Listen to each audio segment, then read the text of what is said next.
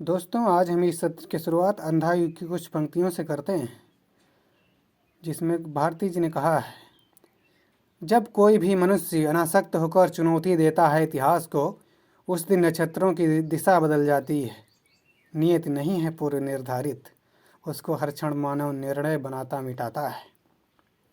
तो आइए दोस्तों, आज की शुरुआत करते हैं सच्चिदानंद हीरानंद वात्स्यायन अज्ञेय की महत्वपूर्ण कविता नदी के द्वीप, जो यूपीएससी के सिलेबस में सम्मिलित की गई है।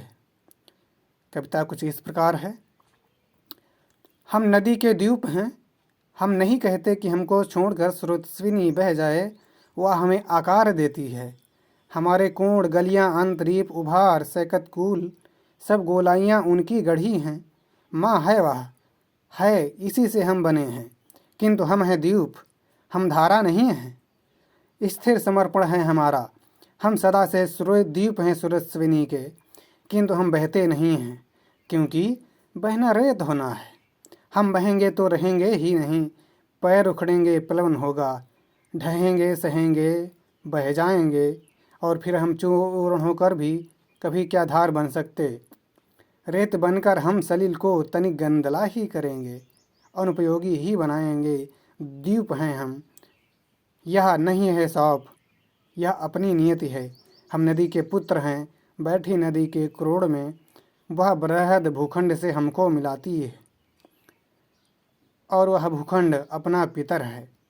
नदी तुम बहती चलो, भूखंड से जो दाय हमको मिला है, मिलता रहा है। मांझती संस्कार देती चलो, यदि ऐसा कभी हो तुम्हारे आह्लाद से या दूसरों के किसी स्वैराचार से अतिचार से, तुम बढ़ो प्लावन तुम्हारा घर घराता उठे। यह सुरस्विनी ही कर्मनाश कीर्तनाश घोर काल प्रवाहिनी बन जाए, तो हमें स्वीकार है वह भी। उसी में रेत होकर फिर छनेंगे हम, जमेंगे हम, कहीं फिर पैर टेकेंगे, कहीं फिर भी खड़ा होगा नए व्यक्तित्व का आकार। माता, उसे फिर संस्कार तुम देना। जैसा कि आप सभी लोग जानते हैं, नदी के द्वीप कविता हरी घास पर क्षण भर कविता संग्रह में संकलित है। दोस्तों नमस्कार।